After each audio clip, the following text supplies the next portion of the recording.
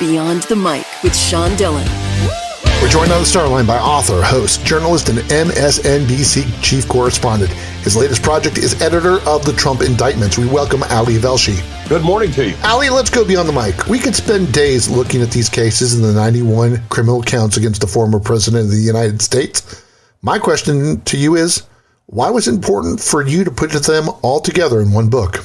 Mostly for my back, because I use them a lot, and I've been carrying them around in bound copies. You put them in binders, and one does actually have to refer to them on a daily basis. Now, you could argue I'm a journalist, which is why I have to. My argument is that actually, as citizens of the United States, this is important, and it doesn't matter where you are on the political spectrum. You do need to know what's going on here, what's been alleged, what the defense is going to be, because the outcomes in these cases are going to have to do with democracy, how we run elections, what the rules are, whether people who do the right thing get honored for that, and whether people who do the wrong thing get punished for it. So I think it's one of those things that's important to both have as a roadmap while you're following these trials, which will, take a couple of years at least. And just to see the words and read them yourself. That's part of what it was. When I read these things, I find I understand them better. It's not the easiest reading in the world, so I thought we'd try and put it in as convenient and accessible a form as possible. Ali, you're a self-admitted Kenyan-born Muslim. What does democracy mean to you?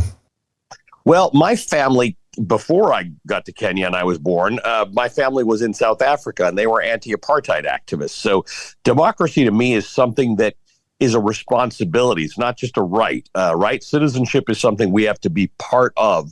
And that means voting and registering to vote. And, irrespective of where you are on the political spectrum, it means being involved in debates at the most basic level. Sometimes that means, school boards and PTAs and city council. But it does mean reading things like this. I'm not the guy who thinks you should read every case that comes out there, but I do think as it relates to cases that address the question of democracy, and again, if you think Donald Trump is culpable or you think Donald Trump isn't, these are the cases that will make those determinations.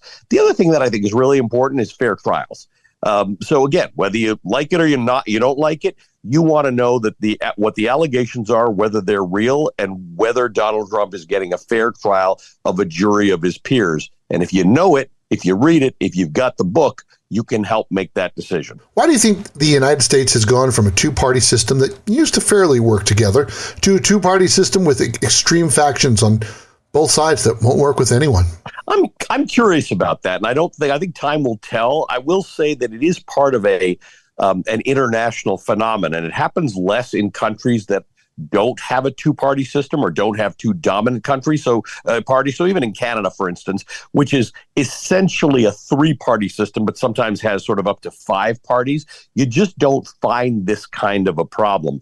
Part of the problem is it's not just a two-party system. It's that our system of government, the actual way we choose candidates, is based on two parties having particular rights and one party getting more than 50% of the vote in certain places.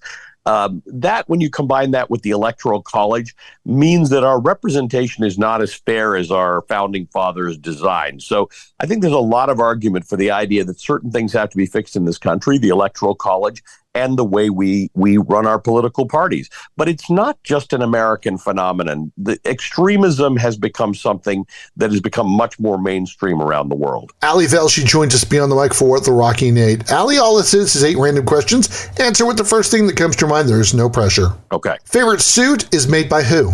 Suit Supply. Last book you read that wasn't your own? Last book I read that wasn't my own is How to Win Every Argument by my colleague Mehdi Hassan. You said once, quote, "It's the best of Canada in a hot, gooey, cheesy, smothery, delicious mess," unquote.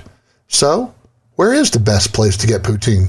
At a food truck in Montreal. How did looking at America's homelessness change the way you see America? It is the juxtaposition of the world's most successful, most prosperous country in which there is nothing but opportunity that is missed. It's just missed a whole lot of people. It's a structural failure to me, not a failure of the people who are on the streets. Ali, what's the one thing that your wife depends on you to do around the house? Wake her up every morning when I talk too loudly. Have you ever been to the Elmwood Park Zoo? I have not. Best thing about your parents? They are tremendous people. I just came back from a 2-week vacation with them, and there's nobody I'd rather spend time with other than my wife and kids than my parents.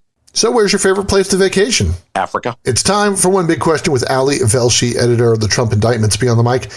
Ali, where do you see the future of democracy in America? I'm actually hopeful about it. I think that unlike Ukraine, where they're fighting for it with guns and missiles, we have the vote. And if everybody just understands that the power that they actually have by registering to vote, voting, and participating in the process, democracy in America will thrive. He enjoys poutine from a food truck in Montreal, vacationed with his parents for 2 weeks, and wants you to read the Trump Indictments. Ali Velshi, thanks for taking the time to talk with us today. That was great. My honor to be with you. And that, my friends, is a Be on the Mic shortcut.